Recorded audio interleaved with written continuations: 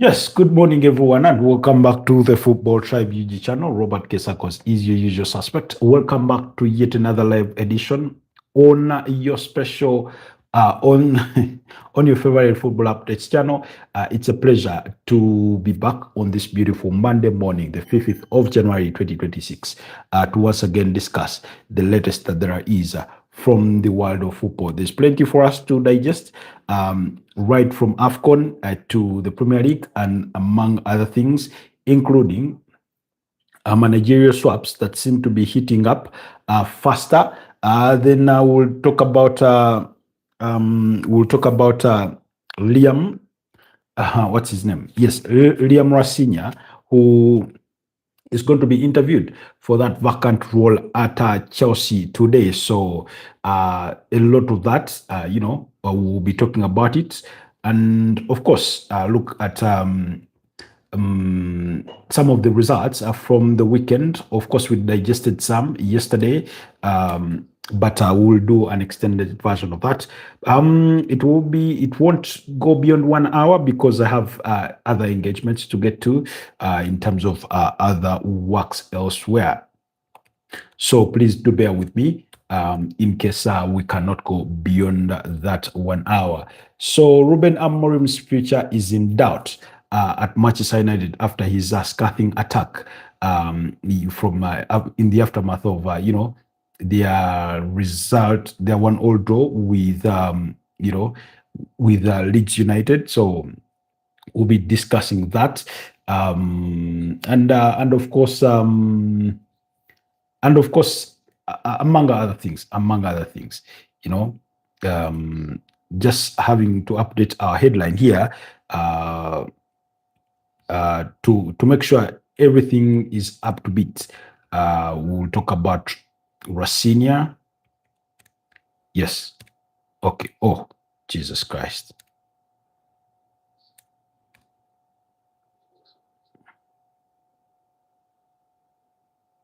Really? Okay. No, they say where there is a will, there is a way. Anyways, yeah. All right. Allow me to have our audios tested just to make sure everything does check out before we proceed any further. But yeah, that is what you should expect on our menu this morning. For those of you that are regulars, thank you so much. Thank you so much, Pedri, for having been a part of last night's conversation. Thank you for always making it worthwhile. Okay. I will start things off with the Africa Cup of Nations, where the indomitable Lions over Cameroon knocked out South Africa, who they beat by 2-1. South Africa's consolation coming on very, very late in the game, and indeed turned out to be a mere consolation because the indomitable Lions had already fired themselves into a 2-0 lead, that is in the first half, and early on in the second half to make sure that they had the perfect cushion. In a tournament where you usually do not see so many goals being scored, and by so many goals, I mean, rarely do you get those 4-3 scores or 4-0, 5-0 kind of scorelines. It's always very, very interesting when it's always very difficult for teams once they do go, let's say, 2 goals down in a game. You expect that it becomes a whole mountain to climb for them. But yeah, that goal scored by Junior Chamadewi in the 34th minute, and then of course Christian Kofane in the 47th minute were enough to ensure that the 5-time champions of Cameroon advanced to the quarterfinals at the expense of the Bafana, whose evidence Magopa squad what turned out to be a mere consolation for the Bafana, that goal coming in the 88th minute. I thought in terms of what it mattered the most, in terms of taking the moments, for me, Cameroon stood out. They were all about key moments, and they took those moments. Mohammed says, bro, Nagarachu. Oh, I don't know how that is perfectly pronounced, but it's good to have you on the broadcast, Mohammed. So, South Africa dominated possession, as you would expect. I've already said this about South Africa. They have a decent team, very, very good on paper. They come into these tournaments with arguably one of the best leagues on the continent.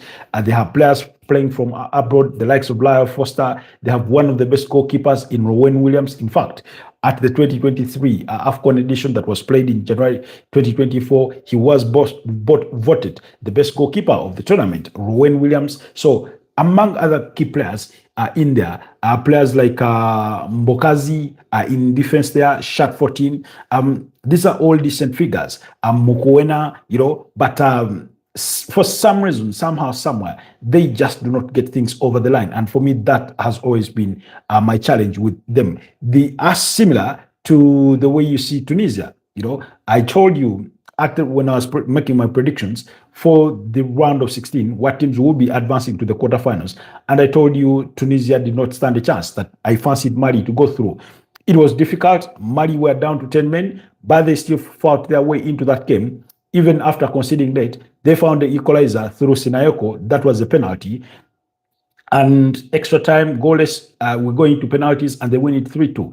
One of the worst penalty shootouts that you'll see in a competition. And they advanced. So they are into the quarterfinals. That's a Mali for you. Particularly, I could say when it comes to South Africa, that's for me always the same thing. Nonetheless, take nothing away from South Africa, because they were up against one of the biggest boys in the land in terms of African football, the Indomitable Lions, who had their president, FA president, in Samuel Eto'o Fields in the stand watching a game that I think was watched by Gianni Infantino and Patrice Motsepe. So that's for the round of 16 for you. So that means we have teams confirmed for the quarterfinals to be Senegal, to be Mali, to be Morocco, to be Cameroon. We still have another set of 4 teams to go. And that continues today. When Egypt take on Benin, I told you I do fancy Egypt to get the better of Benin and advance. That game kicking off at 7 p.m. East African time, while Nigeria at 10 p.m. will be up against Mozambique. So I do fancy Nigeria to get the better of Mozambique. Then on Tuesday, we'll have the last set of the round of 16 games when Algeria take on DRC Congo, while Ivory Coast will be taking on Burkina Faso at 7 p.m. and 10 p.m. respectively. When it comes to the game between Algeria and DRC Congo, very, very difficult game to predict. And for me, this one is a bit more wishful than objective. It has an objective element to it, but it's a bit more wishful, that I do fancy DRC Congo to get the better of Algeria. Not that Algeria are the weaker team. Of course, DRC Congo are the weaker team. They are the underdog, but we're talking about 2-time champions who won the competition in 1968 and in 1974. Realist Algeria won it back, I think, in 2019. So, really, then the reason as to why I say that, one, for me, DRC are one of the dark horses of the tournament. And I get the feeling, as good as Algeria have been in this competition, DRC Congo could frustrate them out and win the game narrowly or even take it to penalties. They have that capability. So those are my expectations over the sons of Patrice Lumumba. And then Ivory Coast up against Burkina Faso. Very, very difficult game. We're talking about 2 neighbors, countries that share borders. Some of the players who you ordinarily have played for Ivory Coast have since switched allegiance to play for Burkina Faso, because the 2 countries are only divided by borders, but nothing beyond culture and norms. So with that said, I said the 3-time champions, Ivory Coast, of course, having won it, I think, in 92, then in 2015 and 2023. I do fancy Ivory Coast here. Burkina Faso looked bright, but the way they fought from 2 goals down to win that game 3-2, and possibly could have won it 4-2 in their final game of the group stages against Gabon was really, really impressive. So I'm hoping that they can carry on that. Now, with 4 teams already advanced, we have a schedule of fixtures for the quarterfinals, and Mali will be up against Senegal. Then Cameroon will be taking on the host Morocco. I think Senegal could get the better of Mali. Cameroon and Morocco, that's a bone to pick. Because really, Morocco are here, they did not look too fancy as they knocked out Tanzania by a goal to nil. But as tournament hosts, they remain favorites. And one of the registered successes of a tournament like this is when you have a host go deep in the competition. They do not necessarily have to win it. They do not necessarily have to reach the final, but they ought to go at least as high as the semi-final. Now, unfortunately for football, it's not a given that just because you're host and you have the home advantage and all the fans, your fans behind you, that then you will subsequently make it. No, that's far from the truth. It's about footballing merit. It's about luck. It's about certain decisions going your way, which ordinarily maybe would be going against you or not for you in a way. So please, and all that, you ought to bear that in mind. So for that particular one, my prediction is still a bit reserved. I'm still trying to think on it. Allow me sleep on it, and I'll give you my prediction in due time. Because forget not, these quarterfinals will be played on Friday and on Saturday. So that means for Wednesday and Thursday, the AFCON will take a break. And then after Friday and Saturday, it will take a break between Sunday, Monday, Tuesday, until we have the semifinals to be played on Wednesday. And then on Saturday, we'll have a pre-climax in a third place playoff. And of course, subsequently, the final to be played on Sunday at 10 p.m. So I do not miss out on any of that action. So quickly, away from the Africa Cup of Nations, let's quickly proceed to Chelsea. Chelsea are set to interview Liam Resonior today ahead of the possibility of appointing him as the successor to Enzo Maresca, with whom they part ways just a couple of days ago. So those reports coming in yesterday that he had flown into London ahead of being interviewed by being interviewed by the Chelsea board or the Chelsea hierarchy to determine if he is indeed the right choice, or if he can convince them that their gut feeling, that the one they have deep down inside, that he could be the right guy for the job, is indeed what they think it should be.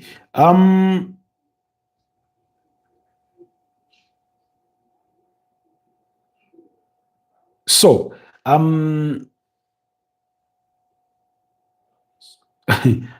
we'll have to wait and see how that goes. But yeah, Liam Resonior, that's the manager at Chelsea's sister club in Strasbourg in France.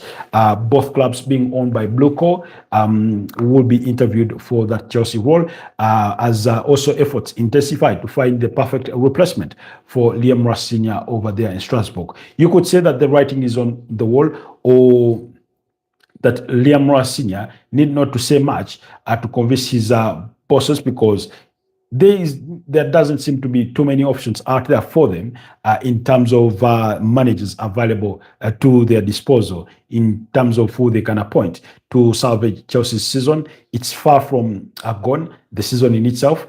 There's still plenty to play for. They're into the semi-finals of the EFL Cup. They will be up against Arsenal. They're still well within the contention for top four in the Premier League, regardless of where they currently stand in as far as that Premier League table is concerned, which is not too far, because they are they are fifth on the Premier League log with with only 31 points. That means they are only 3 points off of the top four, and then about 11 points off top two. So 11 points may sound a little too many, but we know how suddenly a good winning streak could put things into a totally different perspective in as far as the Premier League is concerned.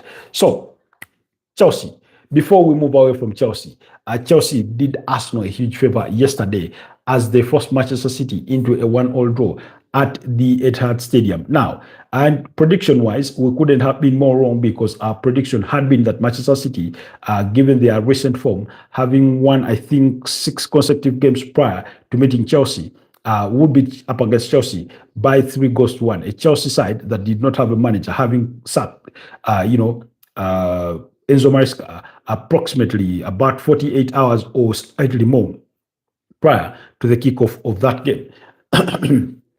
And you had Calum McFarlane take on the team as an interim. That's the under-21 coach.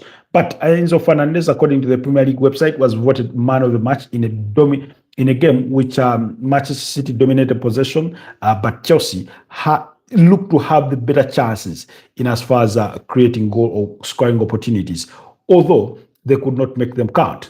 You had Pedro Neto missed chances. Then Gianluigi Donnarumma made a couple of saves, as many as 2, just as much as Felipe Jorgensen did on the Chelsea side. It wasn't Robert Sanchez in goal. But a brilliant strike from Tijan Riendas gave Manchester City the lead in the 42nd minute of the first stanza, while Chelsea left it late through a 94th minute goal, or a goal in the 4th minute of added time through Enzo Fernandez, who scored to restore a parity. At that point, you could see the agony, the disappointment, the dismay from Pep Guardiola as that ball hit the back of the net. He could not believe his eyes because he knows that at this point, when you're chasing down a Premier League title, the last thing you want is to have your opponent, in terms of a league leader, expand on the point lead or on the point gap that he has between you. So prior to Enzo Fernandez scoring, everybody had thought that Manchester City had trimmed those 7 points that Arsenal led with at the summit of the Premier League table, in comparison to Arsenal and Manchester City, who had since slipped into 3rd place following Aston Villa's 3-1 victory against Nottingham Forest a day earlier, that they had trimmed those 7 points to a mere 4 points.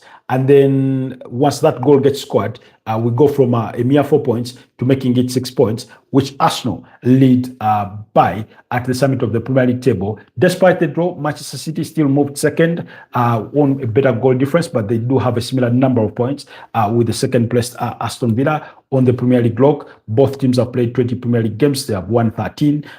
They've drawn 3 games, just as many as Arsenal. They've lost 4 games. Manchester City are the highest goal scorers, having scored 44 goals. They've conceded 18 goals, which, by the way, is the second best record in the Premier League, with Arsenal having conceded 14, courtesy of their own mistakes, particularly in the game against AFC Bournemouth. They gifted 2 goals for their inefficiencies, and I'm sure while they got a win, Mikel Arteta, if he did not have that meeting on Sunday, probably it will be happening today, and he will be very, very furious with his team in the manner in which they behaved.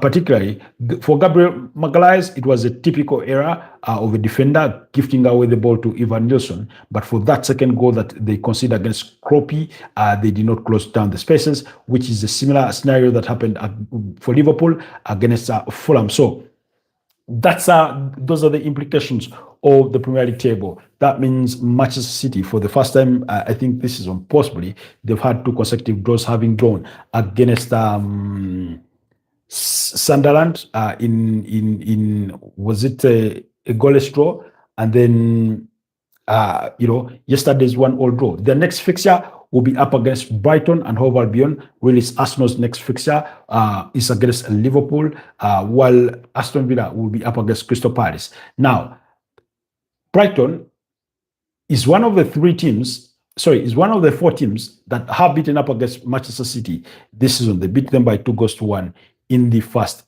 league encounter. So I just wanted to point that out as a matter of fact.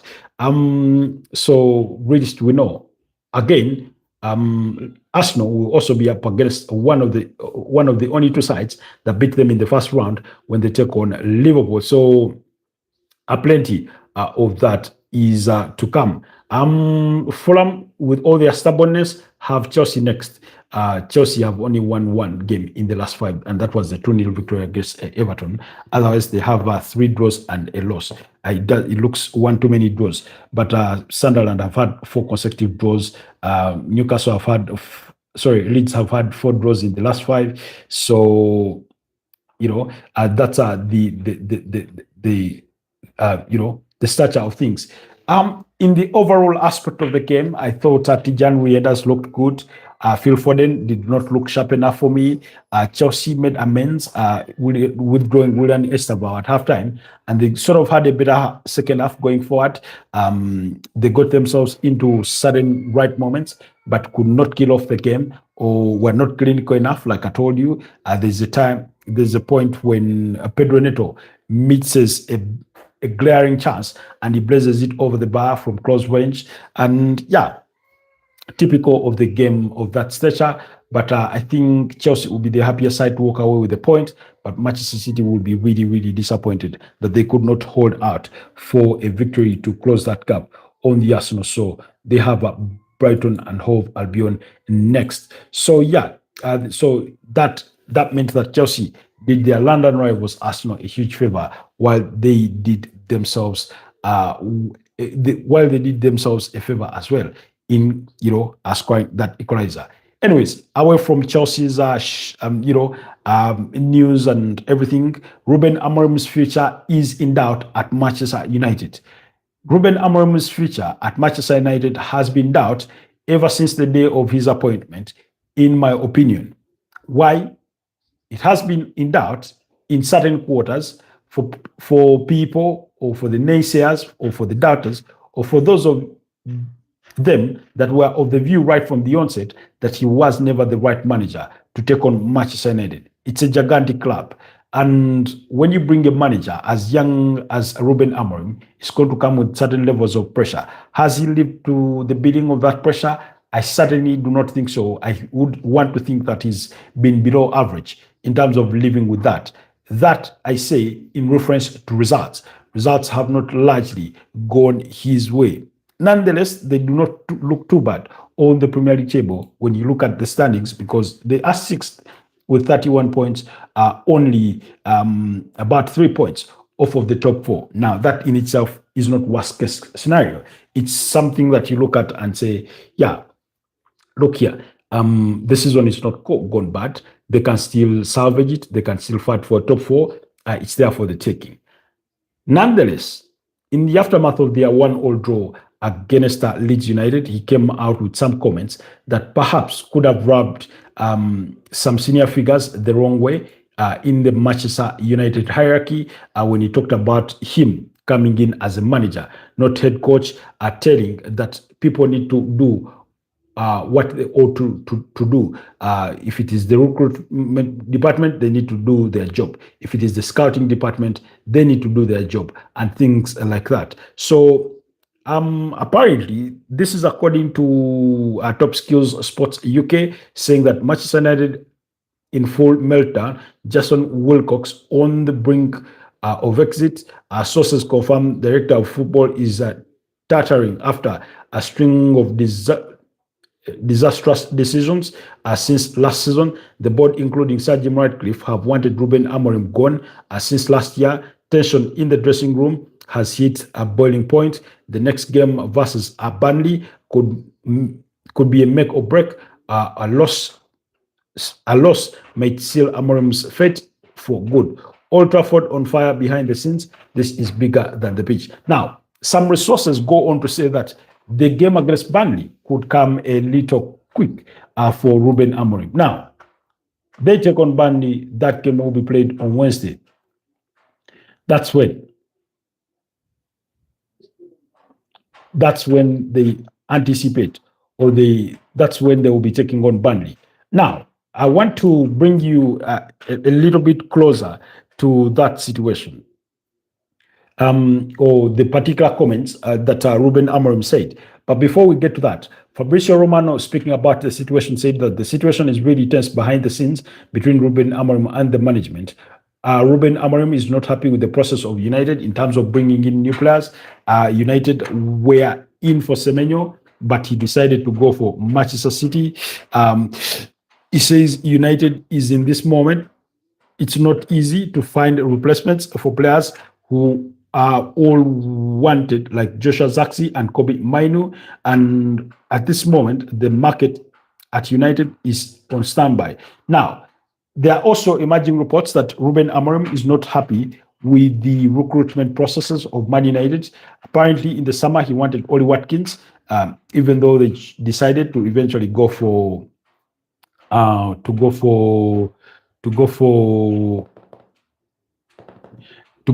Benjamin Sesko. And then also, apparently, he was promised that there would be money to spend in January.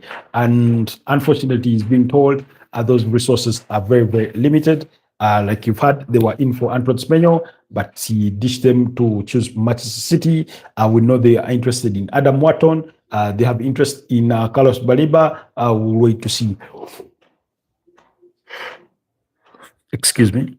We'll wait to see if they can do any business in that regard. So, this is according to Ben Jacobs of TalkSport and Gimme Sport. Says Ruben Amorim's future hangs in balance as senior figures at Manchester United are unimpressed by latest comments.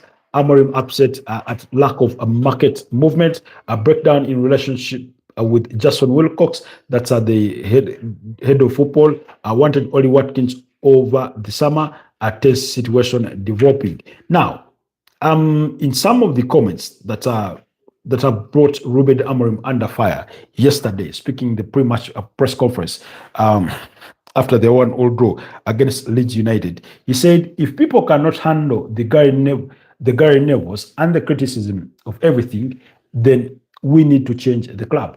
Every department, the scouting department, the sporting director needs to do their job. I'll do mine for 18 months and then we move on. Now, he talks about 18 months because his current contract is left with 18 months. And he goes on to say that he will do the 18 months unless the board of directors decides to do otherwise and sack him, But he is there to stay. He's not going to move a finger. He's not going to resign, Then, within that scathing attack or cryptic scathing attack, talking about what is happening behind the scenes, he also alluded to the fact that certain information is leaked to the media or for people to discuss, and he knows that. Now, when he says every department, because he says he is the manager of Manchester United, not the coach. He's just not there to coach players. He is the manager of Manchester United. By that, he means he gets control over certain decisions that are made at the club, especially when it comes to footballing decisions. Now,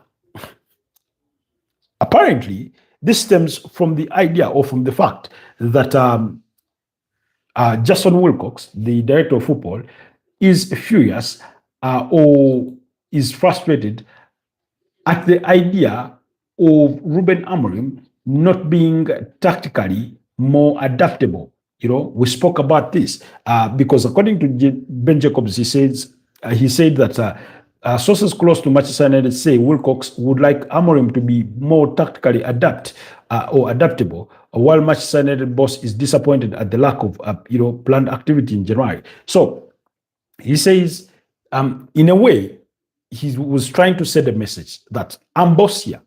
I may not be the top boss, but when you're given the role of manager and not head coach, so guys, get this from me. There is a difference in roles. Now, being head coach at the club is being like a CEO, chief of operations. You're not CEO. So the two roles are different. Whereas a CEO can perform operations of a COO, oftentimes those positions are separate. Now, once you're given a head coach, that means you're there to coach players. Your role is to coach players and take them to a match day and win games of football. When you're manager, your roles extend beyond just coaching the team. That means you have a say on what players get recruited. That means you have a say on the style of football that a club carry forward. And when I say club, I don't mean just the first team. You also get an influence on what is transmitted at the academy levels, at the under 21s, at the under 18s, and things like that. When you are a manager, you get engaged in certain discussions at the level of player recruitment, the kind of contracts that they are given. You may not be the one negotiating everything, but you get to have a say. You get to have a say in what staff are recruited. You get to have a say on sometimes how resources within the club are distributed, you know. So that's what he's alluding to. And when he says every department, the scouting department, the sporting director needs to do their job, he's as if to say that they are currently not doing their job. Is it that simple? I do not know. But at least that's what he feels. And oftentimes being praised for being honest with the media and being very open, which can be a good thing and a bad thing as well. So the way he handled the situation, as a manager, I thought he could have chosen his words more wisely, because when you're at a club like Manchester United, the media can easily be turned against you. What you say with goodwill and good intent can be easily reversed to mean otherwise. Now,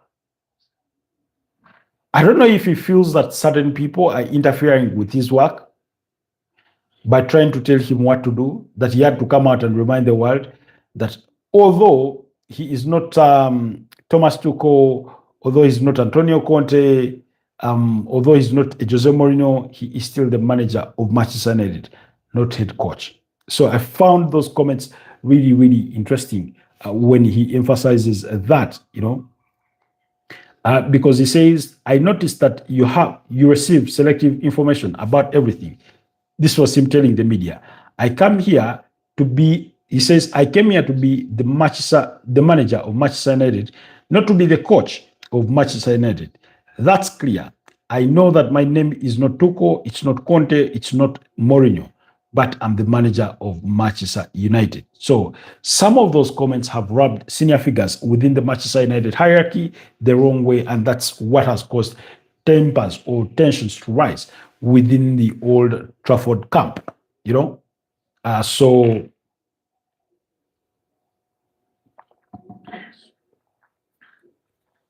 we'll have to keep tabs on that situation and see how things develop in the coming few days in regards to Man United.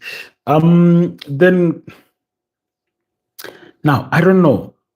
There's a lot of problems at Manchester United, and this we've always said that we've gone through managers that have managed the club ever since the departure of Sir Alex Ferguson. And I've always said, you cannot tell me all of them are bad managers, that all of them are incapable of taking Manchester United forward. But something happens behind closed doors at that club that makes things a bit difficult than they appear on face value. So we'll have to wait and see. We'll have to wait and see on that situation. So that means his job is hanging in balance until otherwise. Speaking of managers whose jobs hang in balance, Nuno Espirito Santo is on the verge of being sacked at West Ham United. He is expected to get at most one more game, and that will be the game on Tuesday against Nottingham Forest, to see if he doesn't win, then he could be shown the exit. Now, for all these managers that clubs want to sack or get rid of halfway the season, for me, the question deep down is, who are they going to look to steady that ship? Who are they going to recruit to bring some short-term success? And short-term success for clubs like West Ham is avoiding relegation. That's the short-term success. For the long-term success, that's an even broader conversation.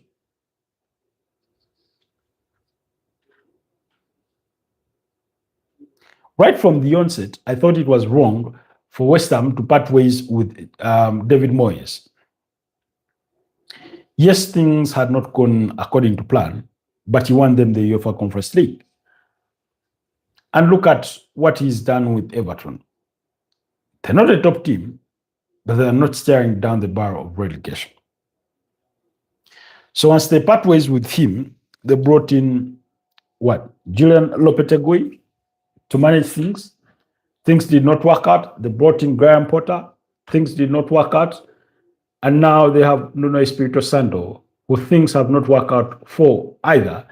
And if they get rid of him, they'll be looking for another manager. I wouldn't want to believe that all those three who come after that come after David Moyes are that bad. I would want to believe that something is systematically wrong at West Ham. First of all, their recruitment is often poor. I said this before, and I'll say it again, that the person who signed Nicholas Fulkrug needs to be sent in the coolers. First of all, he bought him quite expensively and is not linked to the bidding.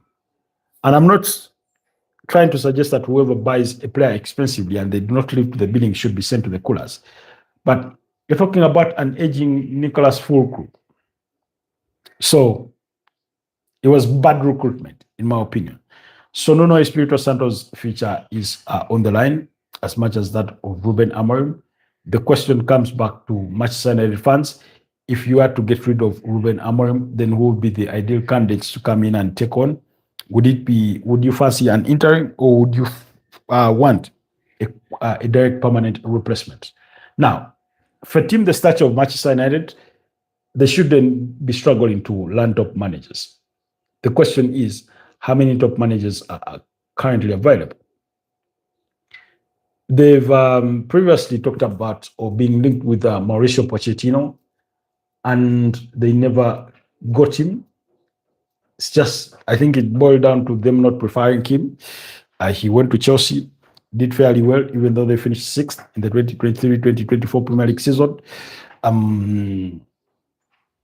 At present day, Tottenham Hotspur's fans want him back to Tottenham to steady the ship, because they think Thomas Frank is doing a very, very poor job at getting things done. So yeah, there's plenty of that going around, and it's not looking pretty for many, many managers. So Nuno Espirito Santo will need our prayers if he is to retain his job. If he's to retain his job.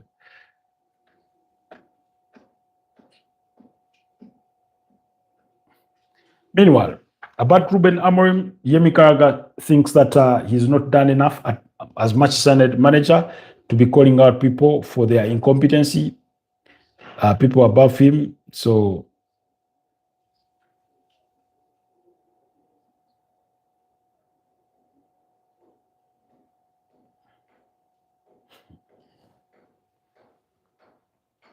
let's revert back a little bit back to that game between Chelsea and Manchester City. After they blow the final whistle, you had Manchester City players look like they had lost the league title. I mean, that's not the case. But you remember the look on Arsenal players' faces after the defeat against Aston Villa? That's a similar look Manchester City players had on their faces. They did not kneel down and bow their heads and bury their heads into the grass, but their overall facial expressions were similar to that. And they know it's dropped 2 points, but I do not think it's the end of the world. It's the end of the world.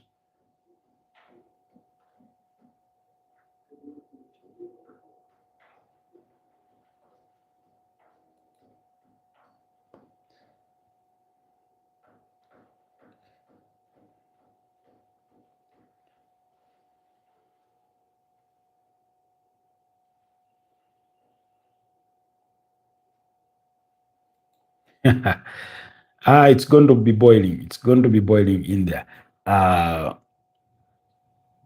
It's going to be boiling in there when it comes to Manchester United over the next couple of days.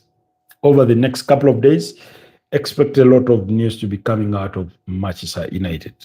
Um, should it be how it's done?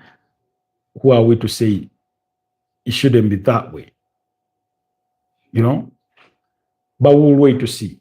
We'll wait to see in regards to what's to come. Anyways, away from that, quickly through the results from yesterday, Man United shared the spoils with Leeds in a 1-1 draw.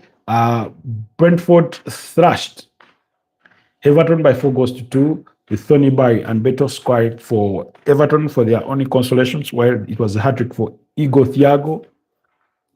Igor Thiago scored the hat-trick in that game to help, win it for Brentford. And Collins was the other goal scorer, meaning that victory put Brentford to 30 points behind Manchester United, excuse me, in 7th place on the Premier League block. So Keith Andrews continues to impress.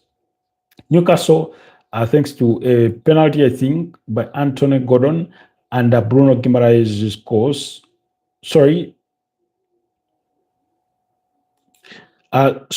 Thanks to goals by Malik Theo and Bruno Guimaraes were enough to win it for Newcastle. Tottenham shared the spoils with Sunderland in a 1-1 draw, while Liverpool were held to a 2-2 draw by a Fulham. Now, Liverpool scored a goal in the 94th minute through Cody Gakpo, who thought had won the game for Liverpool, after Florian Wirtz had scored to cancel out Harry Wilson's lead. But Harry Reid went and scored a stunner, arguably one of the goals of the season, to ensure that Fulham walked away with the point. Guys, before you even proceed whatever with what you're doing, pause for a second and go and watch that goal. What an immaculate strike that was from Harry Reid. So that means drop points for Liverpool, for Manchester City, for Chelsea, for Man United, for Tottenham, So only Arsenal and Aston Villa are among the top 6 teams that won their games during the weekend. But like I told you, action does proceed.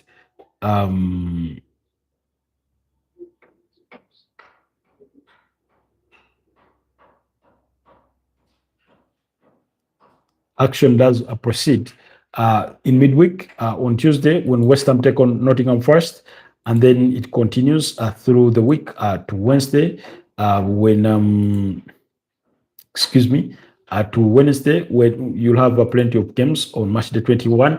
Bournemouth up at home against Spurs. Brentford will be at home against Sunderland. Crystal Palace taking on Aston Villa. Everton against Wolverhampton Wanderers. Fulham up against Chelsea. Manchester City up against Brighton and Hove Albion. Burnley at home against Manchester United, while Leeds will be playing away to Newcastle. So all that will be coming your way. Excuse me. While on Thursday, Arsenal will entertain Liverpool. And then over the weekend, we will have FA Cup fixtures. So you won't be missing much. After that, I think we'll have UEFA Champions League matches in which Arsenal will have a date with Inter Milan. So Mikel Arteta will have to field his strongest side when they face off Liverpool, and perhaps look to change things out when they take on Portsmouth away in the FA Cup. So that's what to expect. Otherwise, allow me to wrap it here. It's been a wonderful conversation this beautiful morning. Thank you, Muhammad, for being part of the conversation, and every single one of you that managed to tune in. I do not take your love and support for granted. Continue watching the channel, continue liking our content, continue commenting, sharing, and help that algorithm spread the rumors even wider, or share our content to wider and bigger audiences. Otherwise, stay blessed, and I'll see you guys next time. Bye-bye for now.